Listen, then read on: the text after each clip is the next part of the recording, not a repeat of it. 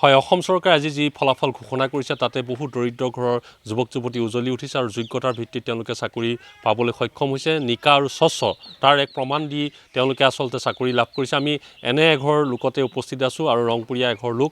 আমি তাতে দেখুৱাবলৈ যত্ন কৰিছোঁ কেনেধৰণে আচলতে তেওঁলোকে এক সফলতা লাভ কৰি আজি ঘৰখন আনন্দমুখৰ পৰিৱেশ আৰু এইখনেই ঘৰ। আমি সমগ্ৰ পৰিৱেশ দেখুৱাইছোঁ লখিমপুৰৰ ৰংপুৰীয়াৰ এইখন ঘৰৰ পৰাই যিহেতু এজন ছাত্ৰ তেওঁ 3 বছৰ দিন ধৰি তেওঁ যিহেতু চেষ্টা কৰিছিলে তেওঁ যাতে এটা চাকৰি কৰিব পাৰে আৰু অৱশেষত দেখা গ'ল তেওঁ কামাণ্ডো চাকৰি লাভ কৰিলে।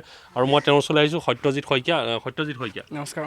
আৰু এইকণতে এটা কথা কৈ থওঁ যে সত্যজিৎ শইকীয়া এয়া মাক আৰু এয়া সত্যজিৎ শইকীয়া, কিন্তু তেওঁৰ দেউতাক আমাৰ ওচৰত এইকাৰণে নাই কাৰণ দেউতাক হাজিৰা কৰিবলৈ যায়, কিন্তু দিনটো তেওঁ হাজিৰাৰ কাৰণে ওলাই গৈছিলে। সেই সময়তে ল'ৰাই খবৰ আহিলে, কিন্তু খবৰ দিয়া হৈছে দেউতাকে কাম এৰি এতিয়ালৈকে ইয়াত আহি উপস্থিত হ'বহি পৰা নাই। কিন্তু এটাই ক'ব লাগিব যে কেনেকুৱা এক পৰ্যায়ৰ পৰা তেওঁলোকে সংগ্ৰাম কৰিছে আৰু কেনেধৰণে সফলতা লাভ কৰিছে তাৰে উদাহৰণ সত্যজিৎ কিমান দিনৰ পৰা গোটেই চেষ্টা কৰি থকা হৈছিলে বা কিমান আশা লৈ কেনেকৈ ধৰণে কৰিছিলে? মই 3 বছৰ আগৰ পৰা যেতিয়া এপ্লাই হৈছিলে তেতিয়াৰ পৰা দৌৰি থাকোঁ আৰু তাৰপিছত দৌৰি মেলি এনেকৈ থাকোঁতে ফিজিকেল পাতিলে, পৰীক্ষা পাতিলে, পৰীক্ষাত ভাল হ'ল। তাৰপিছত আজি সেইকাৰণে এইটো পৰ্যায় পালোহি আৰু।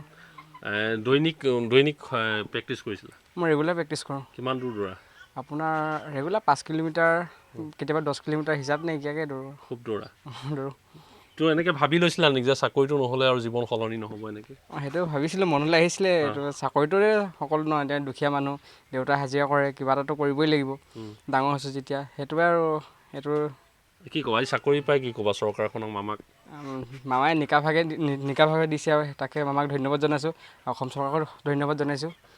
নহ'লে এনেকুৱা ঘৰৰ মানুহেতো আমাৰ নিচিনা দৰিদ্ৰ মানুহে ক'তনো এনেকুৱা ইমানটো ওপৰলৈকে যাব পাৰিম।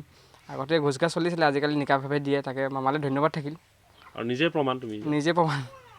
হয়, তেখেত নিজে প্ৰমাণ। আৰু ইতিমধ্যে তেওঁ কৈছে যে কেনেকৈ ধৰণে তেওঁ চাকৰি পালে সেই কথা ইতিমধ্যে কৈছে, বহুত কষ্ট কৰিছিলে। মই মাকো আছে, তেওঁৰ ওচৰলৈ আহিম, পুনৰ কথা পাতিম।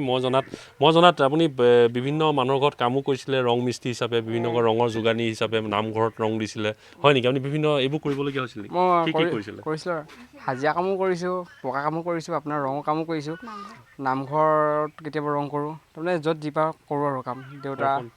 দেউতা পইচাই চলিব নিবিচাৰে, এতিয়া ডাঙৰ হ'লোঁ ন। দেউতাও নোৱাৰে অকলে? দেউতাও নোৱাৰে, এতিয়া ডাঙৰ, মোৰ বুজাত দেউতাক ল'ব নোৱাৰে ন, মোৰ ডাঙৰ হ'লোঁ, সেইকাৰণে কাম কৰোঁ আৰু। হাজিৰাও কৰিলে বহুত দিন? হাজিৰাও কৰিলোঁ, আপোনাৰ দৌৰি থাকোঁতে। মই হায়াৰ ছেকেণ্ডেৰী কমপ্লিট কৰিলোঁ 2023-তে। হায়াৰ ছেকেণ্ডেৰী কমপ্লিট কৰি পিনি আপোনাৰ এনেই থাকিলে নহ'ব, দৌৰিলেতো নহ'ব। খাবলটো ভাল লাগিব। তাৰপিছত ৰাতিপুৱা প্ৰেক্টিছ কৰোঁ, প্ৰেক্টিছ কৰি 8টা বজাত কামলৈ গুচি যাওঁ। কি কাম কৰেগৈ? মই বহুত জেগাত কৰিছোঁ কাম, পকা কামো কৰিছোঁ, আপোনাৰ ৰঙৰ কামো কৰিছোঁ। যোগালী কৰে। কিমান পায় দিনটোত? দিনটোত কেতিয়াবা 400 টকা পাওঁ। তেনেকৈ চলে? ৰঙৰ কামো কৰিলে 400 টকা, তাৰপিছত পকা মিস্ত্ৰী কৰিলে 450 টকা পাওঁ। এনেকৈ চলিবলগীয়া হৈছিলে 3 বছৰ দিন। কিন্তু মনত পূৰা আশা আছিল যে ডক্টৰ হিমন্ত বিশ্ব শৰ্মা চৰকাৰ দিনত চাকৰি এটা পাম বুলি আশা আছিলে? সেইটো আশা লৈ পিনি মনত আশা লৈ পিনি আগবাঢ়ি গ'লোঁ, সফলতা পালোঁ। এতিয়া ভাল লাগিছে আৰু মনটো। মাক আছে, বহুত কষ্ট ল'ৰা? বহুত কষ্ট। 3 বছৰ দিন ৰাতিপুৱা বিচনা বজাত কণী গ'ল, ল'ৰা আকৌ সুধোঁ। বাপেকে হাজিৰা যায়, কেতিয়াবা পায় কেতিয়াবা নাপায়, তেনেকৈ চলিব লাগে। কেতিয়াবা টাউনত এটকা এটা পাবলৈও চিন্তা, আমাৰ এসাঁজ খাবলৈও চিন্তা, সেইভাগে চলি থাকোঁ আৰু। ছোৱালীক দিব লাগে, ইয়াকো কেতিয়াবা কলেজত যাব পইচা দিব লাগে, এনেকৈয়ে থাকোঁ আৰু। বহুত কষ্ট। এতিয়া দেউতাকে গমেই নাপায় নেকি? নে গম পালে? আপুনি কি হ'ল? দেউতাক ক'ত আছে? দেউতাক আহি আছে, পোৱাহিয়ে নাই। ক'ত আছিলে? এই ক'লৈ গৈছিলে তেওঁ? হাজিৰালৈ গৈছে, KB ৰোড। চাইকেল মাৰি যায়, চাইকেলখনো বেয়া হ'ল, তাতে আকৌ ভাল কৰি ৰাতিপুৱা খবৰ দিলে নাই আপুনি? খবৰ দিছিলোঁ, আহিব পোৱাত অকণমান দেৰি হৈছে। পোৱাহি নাই।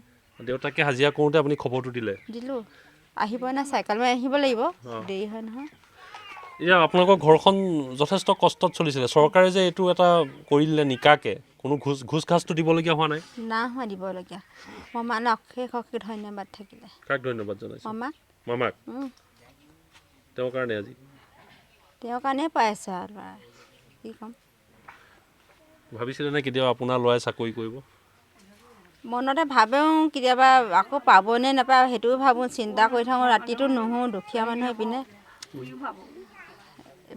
চিন্তা কৰি থাকোঁ, কি হ'ব কি নহ'ব, ল'ৰা এটা ছোৱালী যে কেনেকৈ খাব, আগলৈ কি কৰিব, বাপেকৰ বয়স হৈ আহিছে, বহুত চিন্তা কৰোঁ।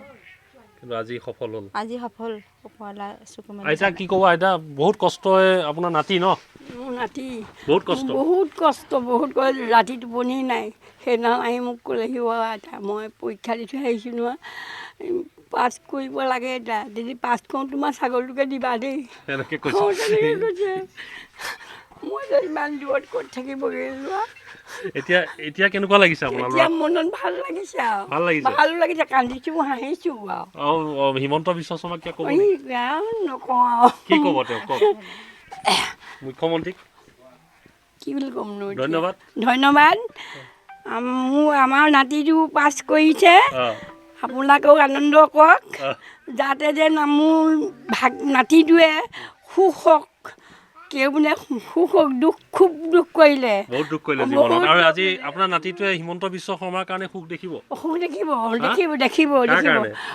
তেওঁৰ কাৰণে দেখিব এই হেমন্তৰ কাৰণে কোনে নাতিয়ে নাতিয়ে দেখিব সুখৰ মুখ সুখৰ মুখ আমিও দেখিম নহয় যেতিয়া ল'ৰা যদি দেখি আহি তেওঁ কথা পাতি আমাৰ আগত ক'বহি আমিতো আনন্দ পাম আইতাক আৰু আইতাকে কৈছে যে ডক্টৰ হিমন্ত বিশ্ব শৰ্মাৰ কাৰণে তেওঁলোকে সুখ দেখিব আৰু এই পৰিৱেশ মই কৈছোঁ বহুত কষ্টৰ মাজেৰে যিহেতু আমি দেখুৱাইছোঁ বহুত কষ্টৰ মাজেৰে তেওঁলোকে আগুৱাই গ'ল আৰু অৱশেষত দেখা গ'ল যে এনেধৰণে ভাল ফলাফল কৰিবলৈ তেওঁ সক্ষম হ'ল আৰু ঘৰখনলৈ এক আনন্দৰ বতৰা কঢ়িয়াই আনিলে আৰু এটাই কথা যে নিকা আৰু স্বচ্ছ নিযুক্তিৰ বাবে এয়া সম্ভৱ হৈছে এই কথা স্পষ্ট আৰু নিশ্চয়কৈ গম পাইছে যে হয়তো এনেকুৱা এইখন চৰকাৰ নথকা হ'লে এইবোৰ সম্ভৱ নহ'লহেঁতেন আগৰ চৰকাৰবোৰ দিনত নহ'লেহেঁতেন এতিয়া মামাই খুব সুবিধা দিছে আমাক মানে চকু পোহৰ হৈছে আৰু চকু অকণ পোহৰলৈ হৈছে আৰু এয়া কামাণ্ডোৰ চাকৰি পাইছে আৰু আমি সমগ্ৰ পৰিৱেশ আপোনাক পোনে পোনে দেখুৱালোঁ এয়া হ'ল লখিমপুৰৰ পৰিৱেশ আৰু লখিমপুৰৰ এওঁৱেই নহয় আচলতে কেইবাগৰাকীও এনেকুৱা ধৰণৰ খবৰ আহিছে